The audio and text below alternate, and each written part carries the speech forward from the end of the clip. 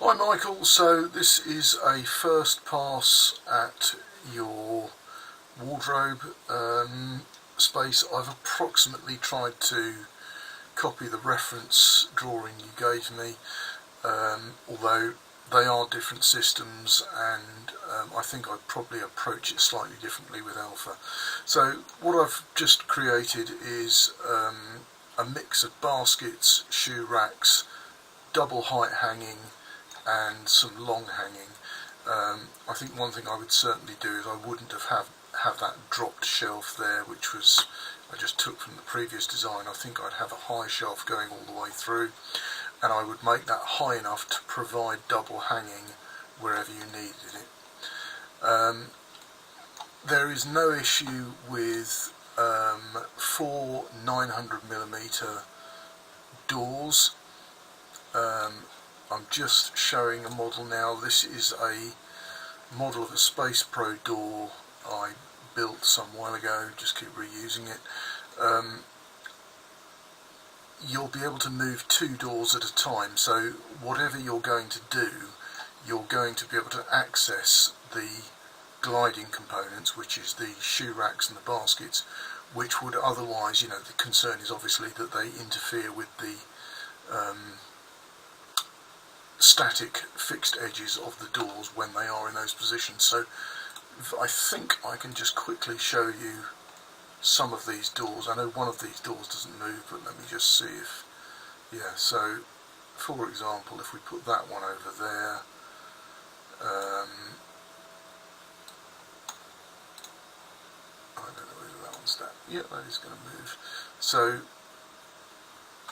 it doesn't matter sort of how you move these doors around, you're going to be able to access most parts of the wardrobe by moving one door at a time, and you can access all parts. I know that first door there doesn't move, so I'm not going to try and move that. That doesn't move on my model. In reality it would, obviously. There are ways and ways of accessing all parts of this wardrobe. Yes, you can actually overlap that one, and you can see that there is clearance on that edge for that first shoe rack. Obviously this door would be able to move fully 2 doors along, or if you just wanted to get to that first bay, you could move that door just 900 along. There are very few situations where a sliding door really does cause problems with Elfa. Okay, so I'm going to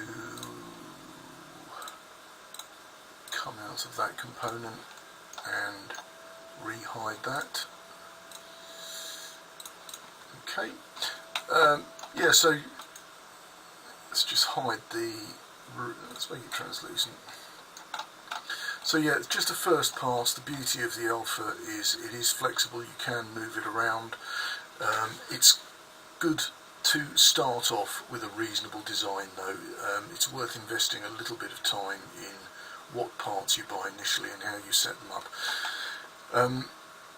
We are very, very, very close to 1, 2, 3, 4, 5, 6 full bays. What I think we should do is we should have at least one bay, and in this design it's this one, that has no gliding components in it. That means that these shelves and rails can be trimmed down to say 590mm, so that we can have this non-standard bay which fits the whole and makes the whole run work. It doesn't matter where you put that one non-standard bay. It could be in there, it could be in there, but we ought to have one bay that allows us to adjust the overall size. And obviously, thinking about where we most want easy access, I would suggest that it is the extreme left, the extreme right, and bays 3 and 4 are going to give you the easiest access for moving one door. So bays 2 and bay 5 should have the least number of gliding components in, because my suspicion is that you would have to move 2 doors to reach to those. Okay, I hope that makes sense. this is a decent number of gliding components. If you wanted to save money, you could start reducing the number of gliding components. That is going to have the fastest effect on price. There are a few components, like I'm going to very quickly show you this, a component called a basket shelf, which I like. Basket shelf with rail, tick. Just going to show you that configuration. So although this model, yes, it's got one divider there, but this is a sort of a lipped shelf which you can buy these subdivisions for and end caps. It's really good for sportswears, belts, ties, stuff like that. It's kind of serves a lot of the same purposes as a drawer without the cost and complication. It's just a good general organiser. They're also good for woolens and knitted wear that, you know, if stacked and folded, they kind of need a little bit of body to contain them. Obviously, another money-saving idea is to just have, instead of expensive, or relatively expensive gliding baskets, you could have flat shelves, and I'm just going to see if I have that model to hand.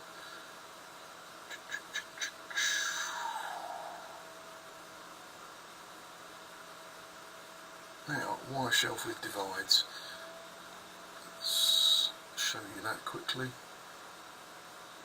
So yes, a great way, you know, if you like stacked and folded clothes, personally I don't, drives me crazy. A nice way to contain the stacks, and this does work for woolens particularly well, is to have these wire shelf dividers. So, you know, various things you can play with and fine tune this design. You can move the cost up and move the cost down.